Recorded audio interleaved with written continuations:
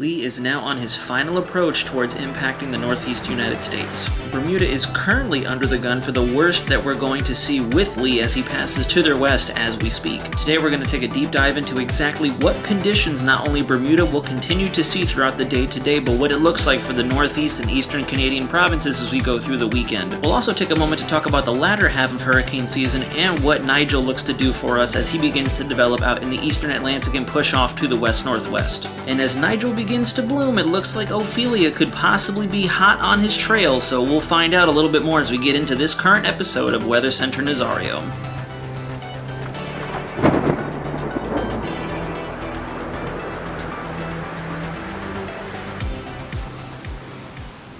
Alrighty, Weather Center viewers, here we go. We're starting off on National Hurricane Center's homepage. Hurricane Lee continues to undergo weakening as he continues further and further north along the eastern coastline, currently impacting Bermuda with the brunt of what his full intensity is currently at this time. His maximum sustained winds are down to 85 miles per hour, making him a mid-grade Category 1 hurricane, and the central pressure continues to climb. We were sitting at about 954 millibars earlier this morning, and it has gone up another 3 millibars, and I do project that this is only going to continue as he gets closer and closer to the northeast. His forward progress has also picked up some speed too. He's now moving north at 14 miles per hour, and we should continue to see some acceleration as it gets closer and closer to making landfall before ejecting out into the North Atlantic to no longer ever be seen or heard of again, thankfully. Here's the current projected path. As you can see, our watches and warnings have kind of been expanded out to the west and east of where it is projected to make landfall over parts of Nova Scotia and New Brunswick. It is anticipated to have fully undergone the genesis between tropical to extratropical or post-tropical cyclone, so this will kind of change the dynamics in play, but we'll still see elevated surf conditions, high waves just offshore, some maybe localized coastal flooding, as well as a widespread field of what will actually be transitioning to what's called stratiform precip, since we'll no longer have the warm core characteristics that a typical tropical system will carry with it now that we're so far up into the northern latitudes and the cooler waters of the Atlantic. His interaction with the jet and high pressure to the west of his location is also going to help influence a little bit of temperature discontinuity, and he'll pick up fronts, believe it or not, and become a jet-supported low as he moves through the Canadian provinces up towards Newfoundland and then eventually off the coast into the North Atlantic by 8 a.m. on Monday. Hurricane Margo has finally also started to weaken as well. Her central pressure is up 8 millibars over the last 24 hours. She has slowed down to a whopping 6 miles per hour as she becomes entrenched underneath our mid-Atlantic ridge. That's going to help to instigate a bit of an anticyclonic spin in her forward progress before finally that trough that's going to move Lee out will also pick her up and eject her out into potentially becoming a rainmaker for parts of Europe if her area of precip can hold together that long as she gets pushed off to the northeast. AL97 is still right on the cusp of developing according to National Hurricane Center, 90-90 for both 48 hours and 7 days from now.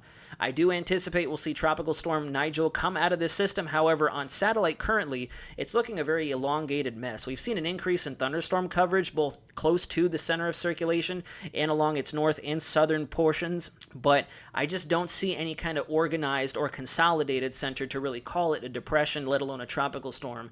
So we'll see if it can get its act together as we go into the weekend, and maybe by Sunday, I'm projecting we could see Tropical Storm Nigel out there, maybe a very low-grade tropical depression by Saturday, but it's all up in the air. NHC is really highlighting this thing as a threat of developing. Some of the models want to instigate development over the next 24 hours, so it's kind of a waiting and see sort of thing. We're going to go back to the windy overlay. As you can see, the Hurricane Lee currently has a swath of over 700 miles on either side of this storm. That's how large his area of influence has expanded. It will only continue to expand as it gets closer and closer to impacting the northeast portions of the United States, to include Maine, St. John, the Bay of Fundy, New Brunswick, Nova Scotia, and further east as he continues to advect out of our AOR altogether. There's an anticyclonic spin indicative of a high pressure over the lower Great Lakes that's also going to help to increase the pressure gradient force for our mid-Atlantic Appalachian region. So we're actually going to see some direct influence from Lee in the form of a tightening pressure gradient across the eastern United States that's not only going to help to push our cold front stationary, front into a more cold frontal sector through the southeast into central Florida, but also increase wind speeds from the Carolinas all the way up through the rest of the eastern seaboard where he's anticipated to move inland. We're going to take a look at the mid-level water vapor because I wanted to give you an idea of just how much dry air is actually wrapping up into his southern and western periphery periphery is really helping to diminish what's left of that tropical thunderstorm activity that was once concentrated around his center.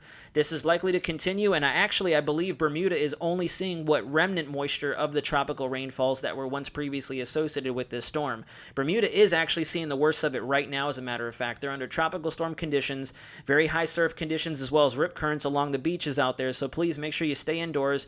Don't try to brave the storm while it continues to move off to the north. You're only going to be underneath it for about 24 hours before it can finally move far enough to the north to no longer pose a threat for you guys. Believe it or not, it's actually AL97 that I'm focusing on. Once this thing does undergo cyclogenesis and deepen down into tropical storm and eventually Hurricane Nigel, a lot of the ensembles, at least 60 to 65% of them, want to push it in the general direction of Bermuda, and they could take a more substantial hit by this system just based on what a lot of our ensemble and deterministic model products want to suggest. While we focus on AL97, you can see that elongated disturbance look with this system. It really doesn't seem very consolidated or organized for that matter, which is why I personally don't think we'll get a depression out imminently through the weekend, and towards the beginning of next week we could definitely see Nigel take shape, but right now it just really doesn't look all that impressive.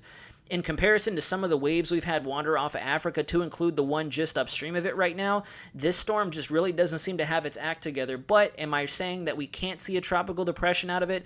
Absolutely not. We've seen a little bit more concentration in the thunderstorms, albeit it doesn't have a whole symmetrical appearance is all I'm saying. Taking a look at the surface anomaly chart for our ocean temperatures, you can see that we finally have seen the upwelling take place in wake of Hurricane Lee.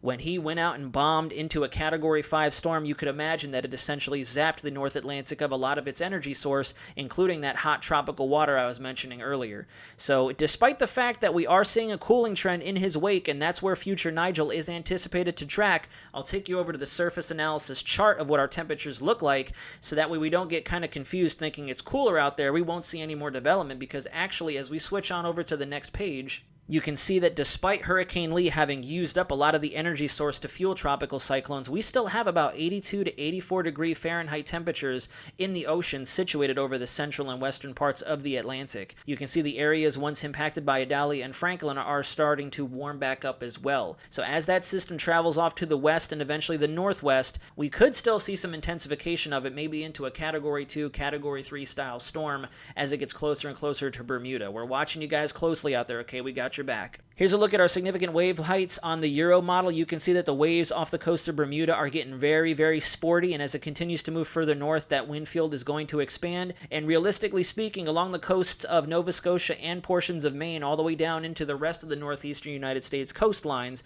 we could see anywhere between 15 to 20, maybe even approaching 25-foot waves offshore. So we can't rule out some very immediate coastal flooding as these waves try to make their way inland. The coastline of Nova Scotia is going to be dealing with the southerly flow on his eastern flank, so that's where the most of our storm surge is going to be consolidated. Folks off to its western side, we're going to have the northerly winds kind of pushing water away from the shoreline, so storm surge should not be a significant factor there. It'll more so be isolated instances of localized flooding brought on by that stratiform field of precip that he's going to bring onshore, and that I'll show you here in a moment. As I mentioned, this is our half-say product. As we go through time, you can see that the rainfall intensity does start to diminish as he makes his way inland, but there's no ruling out the possibility that we could still see a number of inches from this storm, anywhere between 2 to 4, as he moves inland and completely washes out and loses all tropical and even post-tropical characteristics and becomes nothing more than a weak remnant low before ejecting out over the northeastern Atlantic. Halves A and B in terms of the wind field do show this incredible amount of expansion before making its way inland, albeit there is a significant weakening trend that all of our high-res models are picking up on. This is good news in comparison to yesterday. A lot of our models were still predicting that we could see a Cat 2, maybe even a borderline major hurricane making its way into this region. They have seriously toned it down quite a bit over the last 24 hours, which is great news for everyone up there. I've had a lot of questions in terms of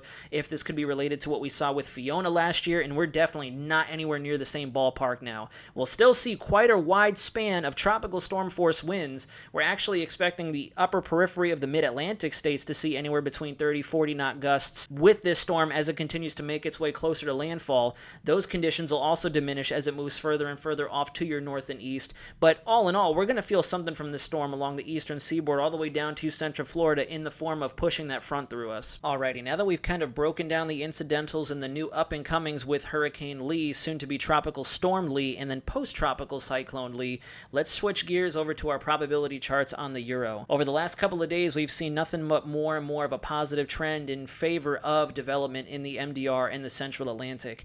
As early as 3 days from now, the euro is pinging on a 100% chance we could see tropical depression formation somewhere at about that 40 west longitude line, moving off to the west and northwest. As you go through time, this likelihood only continues to hold strong before we finally see that kick off to the north and northeast, albeit some of the ensemble members want to still continue it off to the northwest, getting closer and closer to the coastline, and I'll show you exactly why we can't rule out any kind of influence for the upper northeast coast just yet, especially it being so far out. As you go through time as well, if you look at the same chart, there are some tropical depression probabilities coming off of West Africa as our next wave begins to show itself, so Ophelia could be hot in Nigel's wake trying to develop as well before we get into late September, early October. Going over to the tropical storm probabilities, as you go through time, you can see that those chances increase as well for the Central Atlantic, kind of unfortunately bullseyeing Bermuda right out in front of it as those chances increase before it tries to hook off to the north and northeast, trying to play as little of a role in Bermuda's weather, but a lot of the ensembles still want to track it straight through, especially when you look more so at the GFS mid to long range from now. These are our current GFS ensembles as of 12Z today, and you can see a number of the members do indicate that we'll have something along the form of a Category 2 hurricane making its way towards Bermuda. It's going to try to kick this storm off to the east.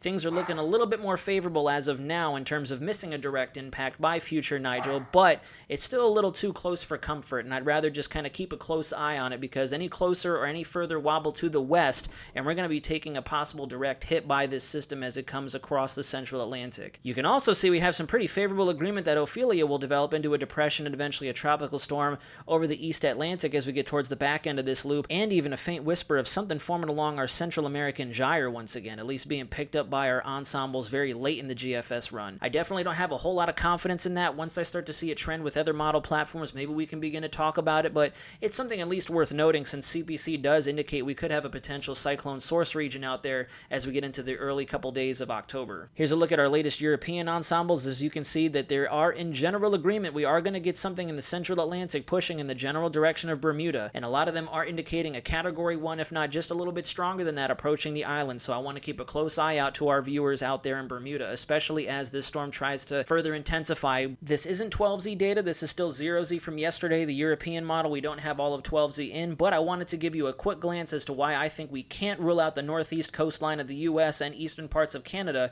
from an influence, at least from future Nigel, as it tracks through the North Atlantic. So as you can see, Lee making landfall, interacting with our trough and surface high pressure over eastern cone as he begins to eject and evacuate out before our trough fills and flows over the apex of our mid-amplitude ridge before another one begins to build in its wake, allowing that little bit of a weak channel effect for Nigel to track up towards Bermuda and towards the northeast coastline before ejecting out. Down at the surface here, you can see that we have a very similar setup to when Lee is going through. We have a very weak channel and a new baroclinic system kind of opening up a bit of a weakness in the high pressure over the North Atlantic and over the northeastern conus. As it continues to move northward, we get a little bit more of a blocking to its east, which I do anticipate could try to draw it into the coastline a little bit more so than what the models are picking up on right now. This is still way out into the future, so we have plenty of time to get a better handle on what Nigel looks to do. The European model indicates we could see a very high-end Cat 2, low-grade Category 3 approaching the island of Bermuda, so they're my primary concern for the time being. We can talk a little bit more about the northeast as this situation evolves and that storm can actually deepen out there and get its act together, because we still only have an invest area. At the back end of the 0Z run, and I anticipate we're going to see the same thing at 12Z once that data fully populates, you can see Ophelia making its way through the Cabo Verde Islands and moving off to the west-northwest as well. Both of these systems I anticipate are going to stay well out in the Atlantic. We have too many low-pressure centers to include not only our semi-permanent features, but our tropical features out there kind of eating away at what would once be an overall central and eastern Atlantic high pressure, directing these storms closer to the United States, closer to the Caribbean. There's just too many moving pieces out there for these storms to continue off to the west, so they're going to kind of wiggle wobble back and forth and try to move north and poleward because of all these different channels between pressure gradients and pressure systems. Still worth keeping an eye out there. It doesn't look like the Atlantic hurricane season is going to calm down just yet, and even as we go through the beginning parts of October, we could see another feature or two develop depending upon where our source regions continue and what areas look most conducive for development as we get more and more waves off of Africa. But I do anticipate over the next several weeks, especially middle middle to latter parts of October, everything is going to finally come to a halt, and we're going to start to cease all this tropical attention and energy that's going on out there, and we begin to transition into a more fall time and eventually winter time setup. So we have a break on the horizon. We just got to keep our eyes peeled and stay vigilant with all these different ongoings and the variability we've seen in not only our ensembles but our deterministic models with not only Lee and Margo, but with all of our new features that are trying to take shape over the eastern Atlantic. Now, all that being said, this will basically wrap up the latest iteration of Weather Center Nazario. I hope I've brought some positive news to those of you watching today. In comparison to yesterday's alerts, things were looking a lot more doom and gloom according to model data 36 hours ago, but especially because of that weakening trend we've seen with Lee, Bermuda is seeing the worst of it as we speak right now, and it looks like conditions are only going to get better. We'll still see some significant impacts from Lee as he moves inland because it'll be such a large storm, but it doesn't look nearly as destructive from previous storms that have affected that general area, and it doesn't look nearly as dark as it did over the last couple of days, more so because we've had that intrusion of dry air and he's approaching a heavily sheared environment, so we should continue to see this weakening trend before we can finally say goodbye to Lee once and for all. So as you can see, Hurricane Lee has encountered a consistent weakening trend over the last 24 to 36 hours. This is very different than what most of our major forecast models were predicting, as they were initially anticipating the likes of a Category 2, maybe borderline Category 3 making its way into the northeast and eastern Canadian provinces. This paints a much more positive outlook on the horizon as we prepare for the worst of his impacts early Saturday morning. Currently, Bermuda is facing his wrath in the form of tropical storm conditions and very high surf conditions for the Bermuda Island, and this is likely to persist throughout the day today, but start to clear up as we go overnight tonight and into tomorrow morning.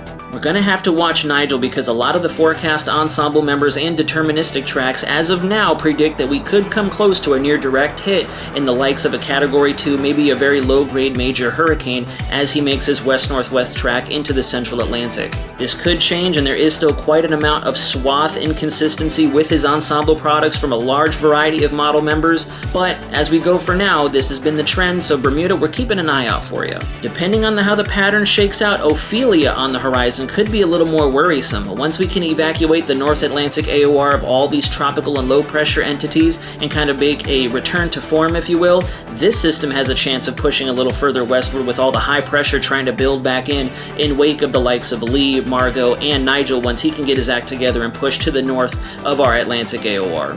There have also been faint whispers I've noticed of our Central American gyre, the same gyre that formed Hurricane Idalia a few weeks back, trying to come back for another round in early October. So we'll keep an eye on that, but in the meantime, guys, as we go through tomorrow and through the weekend, I anticipate little significant change for much of the Atlantic and the United States for that matter. For now, this will conclude today's episode. Thank you very much for tuning in. I hope you liked what you saw, and I hope you liked the good news that I had for the Northeast under the gun for Hurricane Lee's impacts. But until next time, guys, this is Weather Center Nazario, signing out.